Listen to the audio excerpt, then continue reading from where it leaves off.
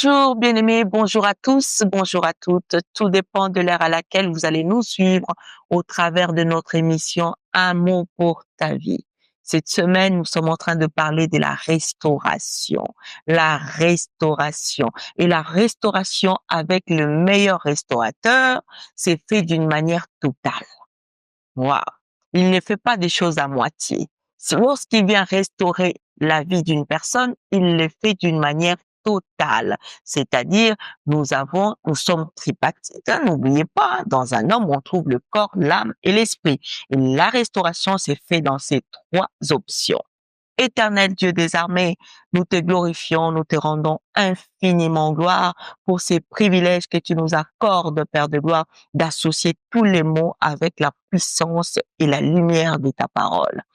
Accompagne-nous et aussi dispose tous nos bien-aimés de se joindre à nous au travers de ces programmes. Nous t'avons ainsi glorifié. Amen. Donc, nous sommes en train de parler dans ces 4e jours de la restauration tripartite. Parce que dans l'homme, on trouve 3 parties. Et ces 3 parties ont la possibilité de vivre la restauration divine, de vivre la restauration de notre Seigneur.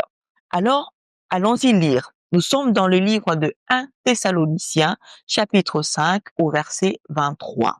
La Bible déclare que le Dieu de paix vous sanctifie lui-même tout entier et que tout votre être, c'est-à-dire votre corps, l'esprit, l'âme et le corps, soient conservés irrépréhensibles lors de l'avènement de notre Seigneur Jésus-Christ. C'est que Jésus veut faire de nous une personne restaurée en totalité. Jésus-Christ ne fait pas des choses à moitié. Jésus-Christ ne viendra pas simplement restaurer le corps et laisser l'esprit. Il ne viendra pas non plus restaurer l'âme et laisser le corps. Lorsqu'il vient restaurer dans la vie d'une personne, il le fait d'une manière totale. C'est ce que je voulais dire. Alors, bien aimé, on va commencer par l'esprit. L'esprit, lui, qui communique avec Jésus. C'est l'esprit est déjà la première partie de notre corps qui subit la restauration.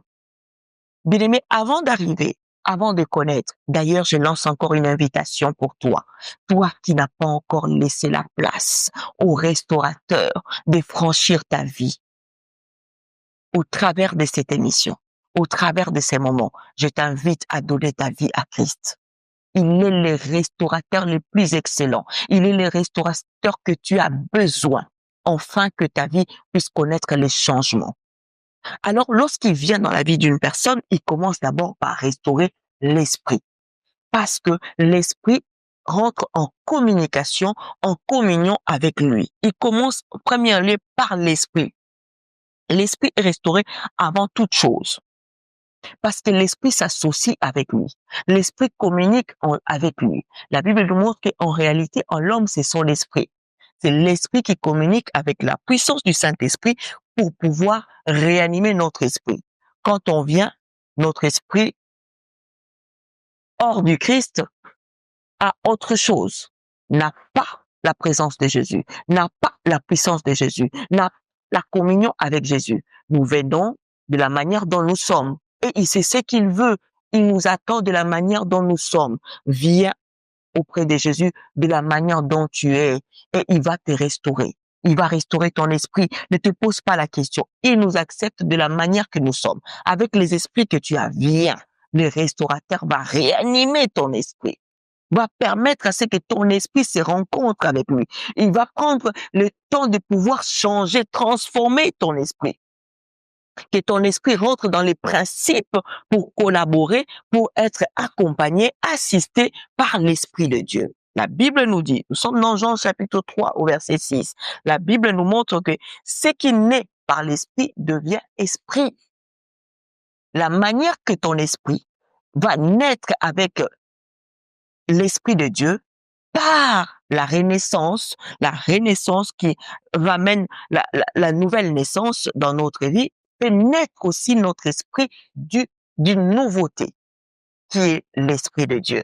Et l'Esprit de Dieu, quand tu es accompagné avec lui, bien-aimé, tu es le plus gagnant, tu es le plus heureux, tu es le plus joyeux, tu es l'homme le plus qui porte la paix parce qu'en lui, il va faire naître en toi, produire en toi plusieurs choses que tu as besoin pour l'accompagnement, pour la richesse de ta vie, pour la réussite même de ta vie.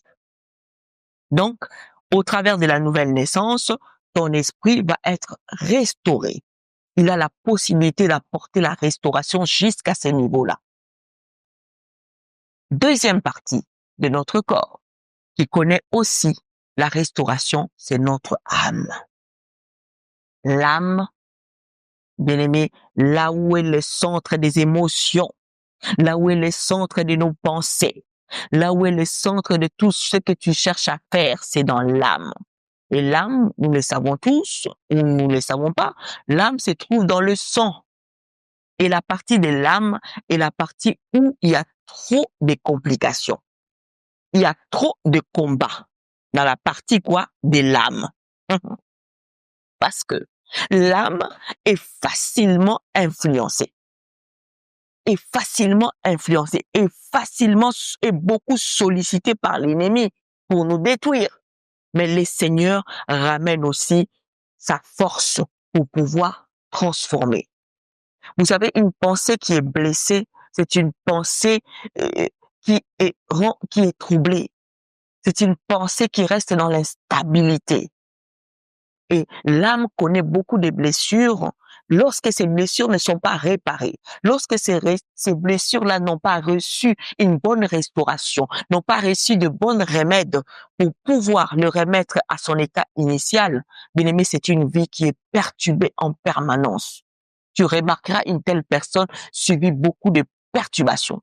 C'est pourquoi les restaurateurs aimeraient bien guérir, apporter une restauration dans toutes les blessures que tu as connues. Combien de fois tu as reçu des blessures? Combien de fois tu as été choqué? Combien de fois tu as été rejeté? Combien de fois tu as été réprimandé, dont ton cœur est rempli de plein de blessures dans ton cœur? Et ces blessures-là, lorsque ça demeure en toi, lorsque ça prend place dans toi, ça te détruit. Ça détruit ton âme. C'est là que ton âme nécessite une restauration. Et les psalmistes vont nous dire, hein, dans Psaume 23, il dit, les bons bergers restaurent mon âme. Les restaurateurs peuvent venir restaurer ton âme. Oh, j'ai pris pour toi.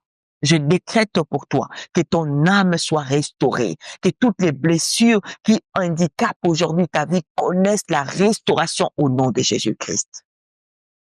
Troisième partie de la restauration de notre corps, de l'homme, c'est la partie qui est en contact permanent, c'est le corps. La partie physique qui est en contact direct avec le monde, confrontée au péché, par les désirs, par des pulsions, par la séduction, le corps. Le corps. C'est pourquoi, lorsque ton esprit est restauré, il y a l'esprit par excellence qui prend place dans toi. C'est ce qu'on appelle le Saint-Esprit.